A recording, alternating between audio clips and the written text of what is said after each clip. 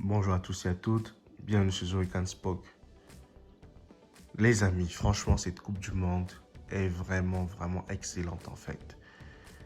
Oh là là, franchement, nous assistons vraiment à de très belles rencontres en fait. Et c'est pourquoi j'ai l'immense plaisir, l'immense honneur de vous faire ce débriefing aujourd'hui, à savoir la rencontre ayant opposé le Cameroun à la Suisse en fait. Tout d'abord encore, il faut d'abord féliciter les Suisses, les Helvètes, parce qu'ils ont fait un très bon match.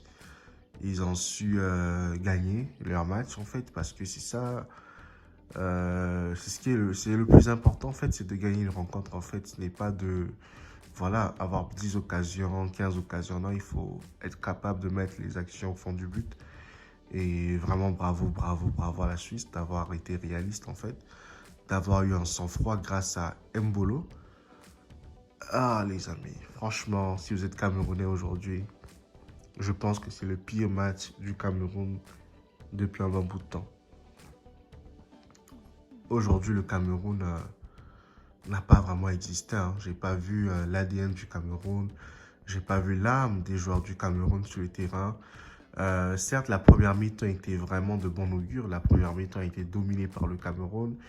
Elle a eu de nombreuses occasions de but, mais elle s'est complètement sabordée en direct des joueurs amateurs. En fait, j'arrive pas à comprendre. Comment est-ce que vous arrivez face au gardien au lieu de faire des 1-2? Non, les gars, ils frappent sur le gardien, ils frappent en l'air. C'est quand même terrible, en fait. Ils ont eu un bon joueur comme Mbeumo. Mbeumo, c'est un gars excellent, c'est un grand talent. Moi, je le découvre, je ne le connaissais pas avant, parce que je ne sais pas où il joue réellement. Est-ce que c'est Brighton, est-ce que c'est où, je ne sais pas concrètement, mais c'est un joueur vraiment que j'ai vraiment vu jouer aujourd'hui. Je trouve qu'il est excellent. Malheureusement pour lui, il n'avait pas comme les partenaires qu'il fallait pour qui pouvaient marquer des buts. Choupo-Moting, il décrochait énormément. Alors qu'il est à 9, il est censé rester en pointe pour pouvoir marquer le but en fait. Donc c'est un peu ça. Il y en a eu Karl Toko Ekambi qui a fait du Karl Toko Ekambi depuis un bon bout de temps. Il n'est pas percutant, il n'est même pas efficace. Il n'arrive même pas à marquer des buts. Je crois qu'à Lyon, en ce moment, il est devenu remplaçant. Je pense que ce serait mieux aussi qu'en équipe nationale, Toko Ekambi sur le banc de touche en fait. Parce qu'il n'arrive plus à faire la différence en un contre un. Il est vide en fait. Quand il fait des attaques, il fait des jeux, des actions de jeu, c'est vide. On ne voit plus rien de bon de ce joueur. Et c'est triste en fait, parce qu'à un moment donné, au mois de mars, il était en forme. Il avait porté le Cameroun face à l'Algérie. Et là, aujourd'hui, c'était vraiment du n'importe quoi dans cette équipe. En tout cas, les Suisses ont vraiment été réalistes grâce à Mbolo, comme je l'ai dit précédemment. Cela montre vraiment que il y a un grand travail à faire en fait. Parce que quand tu vois Mbolo qui est camerounais d'origine, mais aujourd'hui les Suisses, ça pose question. Ça pose question de savoir si les infrastructures étaient développées. Est-ce que Mbolo jouerait pour le Cameroun aujourd'hui? Aurait-il marqué ce but pour le Cameroun? On peut se poser au moins cette question en fait. Mais tout compte fait, bravo à lui et bravo à son talent. Cela démontre encore que Eto'o, le président d'Africa Foot, avait raison de dire qu'il a besoin de former des Kylian Mbappé au Cameroun. Il a besoin que le Cameroun ait des Kylian Mbappé, ait des Tchouaméni, ait des Youssoupha Mokoko, ait des Mbolo en fait, au niveau du Cameroun en fait, parce qu'on ne peut pas continuer à perdre ses talents aux dépens d'autres nations. Vous voyez un peu. Et c'est quand même ça. En tout cas, j'espère que le président d'Africa Foot, Samuel Eto'o, va pouvoir se pencher là-dessus et travailler sérieusement là-dessus pour créer une académie de football qui va être capable de repérer les talents camerounais et les faire éclore encore à nouveau, comme ce fut le cas de la génération de Roger Mila dans les années 90 en fait. Et j'espère que le Cameroun pourra se relever, car le Cameroun, c'est une grande nation de football. Et il n'est pas normal que le Cameroun vienne en Coupe du Monde perdre encore un match. J'avais cru comprendre que c'est la 8e défaite consécutive en Coupe du Monde pour le Cameroun. Assez, c'est assez. Il faut que ça s'arrête. Il faut qu'on stoppe l'hémorragie, en fait.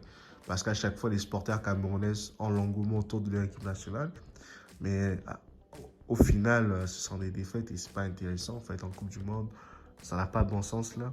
Donc, on va se dire ça comme ça.